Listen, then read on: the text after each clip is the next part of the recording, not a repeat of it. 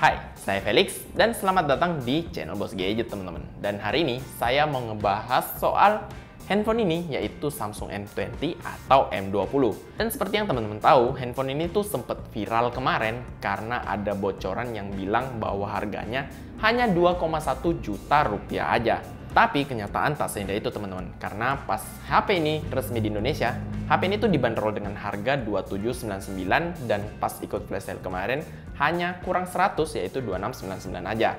Jadi apakah handphone ini masih worth it kalau harganya 2.799.000 atau 2,8 juta? Langsung aja kita bahas sama-sama. Jadi seperti biasa langsung aja kita bahas dari desainnya dulu. Dan pas saya pertama kali megang handphone ini, saya langsung bertanya atau bilang, ini handphone Samsung ya? Karena handphone ini tuh ngasih feel yang beda banget dari Samsung yang lainnya. Dan saya agak bingung karena pas waktu itu hanya ngelihat depannya aja yang punya notch kayak gini. Dan seperti yang teman-teman tahu, waktu itu Samsung sempat bikin iklan yang ya ngatain notch kan. Jadi saya langsung nanya, beneran nih Samsung pakai notch? Tapi ya beginilah adanya. Dan pas saya ngeliat bodi belakangnya tuh saya langsung tahu kalau ini pakai material plastik polikarbonat. Karena handphone ini bener-bener tampil apa adanya, nggak seperti handphone lain yang walaupun pakai polikarbonat, dia bikin handphonenya sedemikian rupa sampai kelihatan seperti kaca. Handphone ini tampil seperti apa adanya banget. Langsung kelihatan bahwa ini memang polikarbonat. Tapi ini bukan hal yang jelek sih, karena menurut saya desainnya ini tetap cakep dan tetap ngasih feel yang agak beda. Tapi yang jadi concern saya tuh handphone ini bakal cepet baret karena memang pakai polikarbonat. Apalagi kita nggak dapet case gratis saat beli handphone ini. Jadi saya cukup menyarankan teman-teman yang beli handphone ini langsung dibeliin case ya, supaya ya nggak baret-baret. Nah terus kita pindah ke bagian depannya. Di sini tuh ada notch segede upil dan ada kamera dan juga earpiece-nya. Dan saya juga nggak menyalahkan Samsung kenapa akhirnya bikin notch, karena ternyata permintaan pasar tuh memang kayak gini. Dan ini adalah cara termudah untuk bikin layarnya segede ini, karena kalau mau yang naik turun tuh agak mahal, jadi ini bisa murah karena ya memang begini. Nah terus layarnya ini berukuran 6,3 inci dengan rasio 19,5:9 dan panelnya pakai PLS TFT. Dan mungkin teman-teman udah langsung keluar-keluar tuh, TFT zaman sekarang pakai TFT. Kok bisa? Jadi gini, ini adalah PLS TFT yang dimana adalah satu tingkat lagi di atas TFT yang mungkin teman-teman tahu selama ini. Jadi PLS TFT ini mungkin bahasa halusnya adalah IPS dari Samsung. Karena mungkin Samsung nggak mau pakai nama IPS aja, jadi diberi nama PLS TFT. Tapi kalau dilihat kualitasnya ini bagus banget kok. Bukan hanya bisa bersaing dengan IPS biasa, tapi saya rasa ini adalah layar yang paling bagus yang bisa dikasih Samsung di rentang harga di bawah 3 jutaan. Karena layarnya ini bisa terang banget dan ketajamannya pun oke banget. Jadi bikin kita tuh enak banget kalau nikmatin konten di handphone ini. Saya sih approve untuk layar di handphone ini. Buat teman-teman yang masih belum tahu apa itu PLS TFT, coba googling dulu atau kalau nggak langsung aja komentar di bawah. Mungkin kalau saya bisa membantu akan langsung saya jawab. Nah, untuk tombol-tombolnya sendiri, di bagian kanan ada tombol power dan volume rocker, di bagian kirinya ada SIM tray yang bisa nampung 2 SIM card dan 1 micro SD, dan di bagian bawahnya ada jack 3,5mm dan USB tipe C teman-teman. Jadi ini adalah handphone pertama dari Samsung yang harganya hanya 2,7 jutaan yang bisa pakai USB tipe C. Habis itu ada speaker grill dan udah deh. Di bagian belakangnya juga cuma ada 2 kamera dan 1 fingerprint. Juga ada logo Samsung tentunya. Jadi Samsung M20 ini tuh pakai chipset dari Exynos yaitu 7904 octa-core 1,6 GHz dengan GPU Mali G71 MP2. Dan handphone ini punya RAM sebesar 3 GB dan ROM 32 GB. Dan tentunya masih bisa lagi ditingkatkan dengan micro SD. Dan dengan spesifikasi kayak gitu, gimana sih performanya di tahun 2019 ini? Ya menurut saya sih handphone ini enak-enak aja, enteng-enteng aja dipakai ngapain-ngapain aja. Untuk Instagram, WhatsApp, nonton video, ataupun main game ringan juga boleh. Untuk multitasking juga masih oke banget karena RAM yang tersedia saat idle itu sekitar 1,2 sampai 1,3 GB-an. Jadi ini masih lumayan ya. Begitu juga untuk ROM-nya, saat saya udah install aplikasi untuk review, ini masih tersisa sekitar 18 GB. Jadi menurut saya mungkin lebih amannya kalau kita tambahin micro SD aja kali ya, karena slotnya juga udah ada kan dan udah nggak mengganggu lagi. Oh iya, hampir lupa untuk ngebahas sidik jarinya. Jadi pas saya ngeliat handphone ini, saya merasa kalau sidik jarinya ini tuh ketinggian deh. Tapi ternyata saat udah saya pakai 3 hari lebih, ya saya sudah terbiasa sih. Hanya aja yang jadi concern tuh di sini nggak ada bumpnya, jadi saya agak nyari-nyari kadang-kadang. Tapi pas udah dapet, udah bisa sih. Karena ada teman-teman juga kan yang bertanya, kok fingerprintnya harus di swipe? Nah, jadi gini teman-teman, swipe itu hanya pas dafterin aja. Pas udah mau pakai, mau di tap, mau di swipe juga udah bisa. Jadi jangan salah sangka lagi ya. Nah oke, bukan hanya itu aja untuk kunci layarnya, ini juga bisa pakai face unlock yang cepet banget.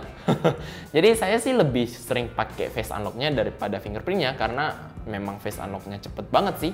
Dan saya nggak pernah punya kesulitan untuk buka handphone ini pakai face unlock karena dalam gelap pun masih bisa kelihatan. Nah terus ada hal yang bikin saya bingung. Pas saya install aplikasi itu, aplikasinya nggak muncul. Tapi di Play Store bisa dibuka. Pas saya nyari-nyari, ternyata aplikasinya masuk langsung ke dalam game launcher. Dan saya kok bingung, ini langsung masuk ke dalam game launcher ngapain ya? Seperti sensor box contohnya, ini kan bukan game, tapi kok langsung masuk di game launcher? Padahal kan harusnya ini terserah saya mau masukin ke game launcher apa enggak. Tapi di sini udah otomatis masuk ke sana. Jadi mungkin hal minor atau hal mayor langsung aja komentar di bawah. Nah, terus dengan spesifikasi yang udah kita bahas kayak tadi, gimana sih performa HP ini dalam menjalankan game? Jadi gini teman-teman, untuk menjalankan game ringan seperti Mobile Legends, Free Fire, ataupun game-game ringan lainnya, handphone ini udah nggak ada masalah banget. Begitu juga dengan PUBG Mobile. Handphone ini tuh masih bisa banget dan lumayan enak dipakai main. Nah, settingan awalnya pas kita buka PUBG Mobile ini bakal langsung diarahkan ke medium, tapi bisa kita ganti ke HD. Dan pengalaman main PUBG di handphone ini tuh saya rasa masih enak banget. Karena teman-teman tahu sendiri lah di channel ini tuh kita main PUBG di handphone-handphone yang jauh lebih murah daripada ini. Dan ya kalau dibandingkan dengan handphone-handphone yang itu semua, handphone ini tuh enak banget. Nah, begitu juga untuk nilai Antutunya yang mencapai skor 100.000. Ini lumayan oke lah. Tapi mungkin teman-teman tanya, kok 2,7 juta Antutunya cuma 100.000? Ya bisa dimaklumi karena chipsetnya ini memang bukan fokus di performa, tapi ke hemat daya teman-teman. Nah, terus untuk sensornya nih teman-teman. Jadi di sini tuh nggak ada sensor cahaya, tapi kok ada fitur kecerahan otomatis. Dan saya sih pikirnya ini kayaknya dari kameranya aja sih. Jadi mungkin teman-teman yang butuh kecerahan otomatis, di sini udah ada kok, walau tanpa sensor cahaya. Nah kalau gitu kita lanjut aja ke kameranya. Jadi mode-mode kamera yang ada di Samsung M20 ini ada panorama, Pro, cantik, fokus live, otomatis, stiker, dan foto rangkaian. Di mode Pro-nya yang bisa diatur ada exposure, ISO, dan white balance. Nah, HP ini punya dua kamera belakang yang resolusinya 13 dan 5 megapiksel. Foto yang dihasilkan punya kualitas yang menurut saya lumayan bagus nih. Warnanya gonjreng, detailnya lumayan untuk objek yang jaraknya nggak terlalu jauh, dan efek bokehnya juga lumayan oke. Tapi di sini fokus live-nya hanya bisa dipakai saat ada wajah yang kita foto aja ya. Jadi kalau cuma benda, fokus live-nya nggak akan bisa dinyalakan. Begitu juga dengan kamera keduanya. Di sini saya cukup seneng karena kamera keduanya ini bisa pakai yang wide. Jadi kita punya pilihan untuk foto dekat ataupun yang jauh. Hanya saja concernnya di sini, wide-nya ini cukup distorsi. Tapi nggak apa-apa, fitur ini saya lebih suka daripada nggak ada. Nah, terus HP ini punya kamera depan dengan resolusi 8 megapiksel. Hasilnya bisa saya bilang lumayan aja sih. Warnanya lumayan tajam, detailnya juga masih ada. Efek bokehnya masih rapih juga. Tangkapan cahayanya juga cukup lumayan. Dan langsung aja kita cek beberapa hasil kameranya.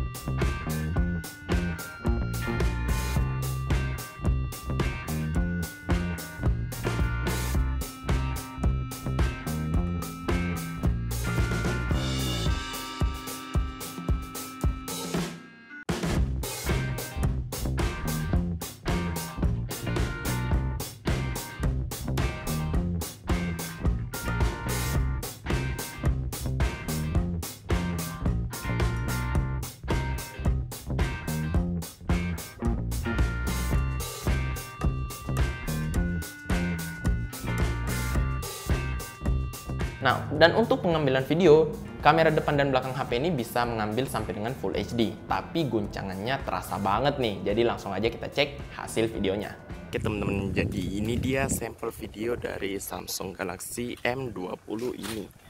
Dan ya, jadi ini nggak ada image stabilization sih, jadi agak guncang-guncang kayak gini. Dan ya mau gimana lagi.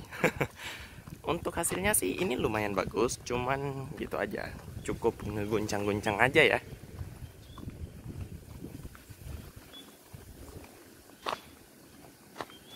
Nah, jadi ini dia hasil dari perekaman kamera depan pakai Galaxy M20. Dan sedikit yang saya perhatikan, ini terang banget ya. Ini dari layarnya aja sih, benar-benar terang banget. Jadi kelihatan kalau ya saya jadi kelihatan putih banget di sini, padahal harusnya aslinya nggak segini kok. Terus kayaknya sih ngeguncang-guncang juga, nggak ada image stabilization, jadi ya udahlah. Cuma lumayan wide juga ya, ini jangkauan tangan dan muka saya kelihatan semua, jadi lumayan. Oke, mantap. Nah, terakhir kita bakal bahas yang jadi keunggulan di HP ini, atau mungkin yang ditonjolkan banget oleh HP ini, yaitu baterainya yang berkapasitas 5000 mAh. Nah, jadi handphone ini tuh punya baterai segede gaban yang juga ditunjang oleh fast charging 1,67 ampere 9 volt, yang ternyata kalau kita perhatikan sama dengan yang dikasih pas kita beli S8 Plus. Dan untuk waktu pengecasannya juga lumayan, yaitu 2 jam lebih atau kadang-kadang 2,5 jam. Dan untuk pemakaian baterainya ini yang agak saya pusing sih. Saya bingung banget gimana sih caranya untuk ngabisin baterai di HP ini. Akhirnya saya pakai jalan-jalan, foto-foto, sosmed sebentar, main game lama-lama, dan akhirnya handphone ini bertahan 2 hari.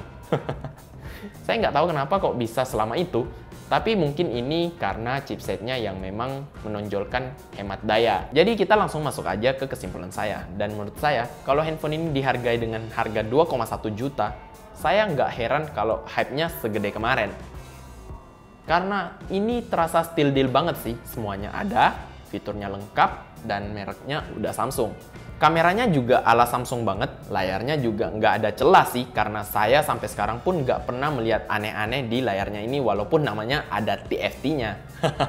Tapi walaupun harganya tetap 2,8 juta, saya juga masih bisa bilang ini handphone yang lumayan oke kok. Dan apakah saya merekomendasikan HP ini?